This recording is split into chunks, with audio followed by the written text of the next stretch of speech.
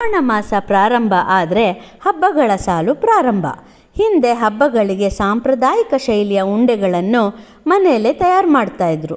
ಆದರೆ ಈ ಬಿಡುವಿಲ್ಲದ ಕೆಲಸದಲ್ಲಿ ನಮಗೆ ಈ ರೀತಿಯ ಸಾಂಪ್ರದಾಯಿಕ ಸಿಹಿ ತಿಂಡಿ ಮಾಡೋದಕ್ಕೆ ಆಗಲ್ಲ.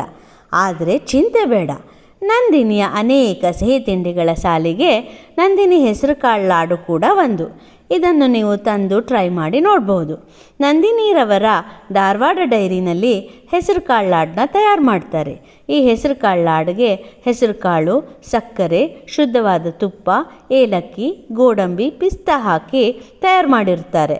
ಇದು 200 ಗ್ರಾಮ್ ಪ್ಯಾಕೆಟ್ನಲ್ಲಿ ಸಿಗುತ್ತೆ. 200 ಗ್ರಾಮ್ಗೆ 5 ಉಂಡೆ ಇರುತ್ತೆ. 100 ರೂಪಾಯಿಗೆ ನಿಮಗೆ 200 ಗ್ರಾಮ್ ಸಿಗುತ್ತೆ. ಈ ರೀತಿಯಾದಂತಹ ಹೆಸರು ಕಾಳು ಉಂಡೆ ನಿಮಗೆ ಮಾರ್ಕೆಟಲ್ಲಿ ಬೇರೆ ಕಡೆ ಸಿಗೋದು ಅಪರೂಪ. ಆದರೆ ನಂದಿನಿರವರ ಈ ಹೆಸರು ಕಾಳು ಲಾಡು ನಿಮಗೆ ಮಾರ್ಕೆಟಲ್ಲಿ ಸಿಗುತ್ತೆ. ತಂದು ತಿಂದು ಟ್ರೈ ಮಾಡಿ.